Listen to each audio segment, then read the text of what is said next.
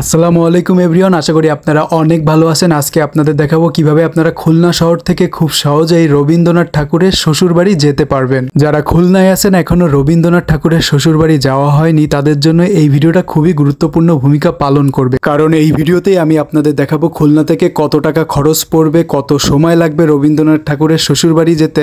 তো আমার সাথেই থাকুন। শুধু যে খুলনায় যারা আছেন তাদের জন্য না, খুলনার বাইরেও যারা আছেন তাদের জন্য এই ভিডিওটা খুবই গুরুত্বপূর্ণ। তো গাইস, যাত্রাটা শুরু করেছিলাম খুলনা শিববাড়ি থেকে। খুলনা শিববাড়িতে তোমরা আসলে প্রথমেই সিএনজি দেখতে পাবা। ওই সিএনজিতে করে তোমাদের ডাইরেক্ট চলে আসতে হবে ফুলতলা। তো গাইস, খুলনা থেকে তোমাদের ফুলতলার ভাড়া কত নেবে জানো? সিএনজিতে করে মাত্র 55 টাকা। তো যারা খুলনার বাইরে থেকে এই জায়গায় যাবা, যারা ভাড়া সম্পর্কে জানো না, অবশ্যই সিএনজি মামার সাথে দামাদামি করে তারপরেই সিএনজিতে উঠবা। কারণ নতুন মানুষ হলেই তোমাদের কাছ থেকে ভাড়া বেশি নিতে পারে। তো আমার ভিডিও যারা দেখতেছো কখনোই তাদের ভাড়া বেশি দিবা না, কারণ ভাড়া সম্পর্কে তোমাদের বলেই দিয়েছি আমি আগে। খুলনা শহর থেকে রবীন্দ্রনাথ ঠাকুরের শ্বশুরবাড়িটা কিন্তু বেশ দূরে। খুলনা থেকে যা দূরত্ব 19 কিলোমিটার। খুলনা থেকে রবীন্দ্রনাথ ঠাকুরের শ্বশুরবাড়ি যেতে তোমাদের কমপক্ষেও 45 থেকে 50 মিনিটের মতো লাগতে পারে। তোমাদের সাথে কথা বলতে না বলতে চলে আসলাম ফুলতলা। এটা হচ্ছে ফুলতলা বাজার। তোমরা ফুলতলা মোড়ে নেমে ফুলতলা বাজারের ভিতরে আসবা। আসার পরে দেখতে পাবা ফুলতলা আহমদিয়া ফাজিল মাদ্রাসা। এরপর তোমাদের এই মাদ্রাসাটা থেকে একটু সামনের দিকে এগিয়ে আসলেই ভ্যান দেখতে পাবা।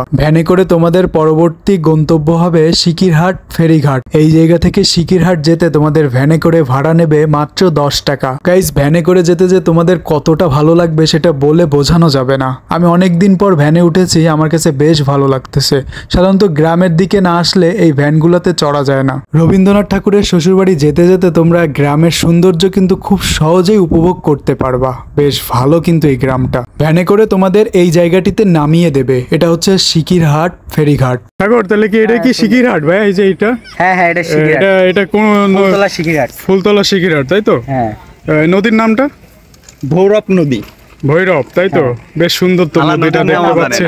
ফেরিটা বন্ধ আছে। ও, ফেরিটা কি এখন বন্ধ আপাতত নাকি? এখন বন্ধ আছে। ও আচ্ছা, এই যে ফেরি দেখা যাচ্ছে সামনে।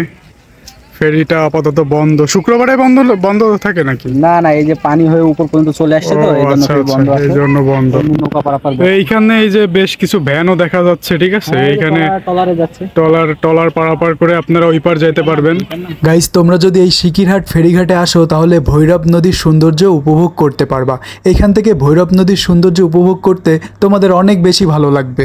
এইখানে কিন্তু ভ্যান আছে, তো ভ্যানে করে কিন্তু ডিরেক্ট তোমরা রবীন্দ্র কমপ্লেক্স অর্থাৎ রবীন্দ্রনাথ ঠাকুরের শ্বশুরবাড়ি যেতে পারবা। তো এইখান থেকে ভ্যানে করে তোমাদের রবীন্দ্র কমপ্লেক্সের ভাড়া নেবে মাত্র 10 টাকা। তো যেহেতু আমরা এই জায়গাটি নতুন এসেছি, তো অবশ্যই আমরা এই জায়গাটি ঘুরে দেখবো। এই জন্য আমরা হেঁটে হেঁটে যাচ্ছিলাম, কারণ হেঁটে হেঁটে গেলে এই জায়গার সৌন্দর্য, এই গ্রামটা খুব ভালোভাবে উপভোগ করা যাবে।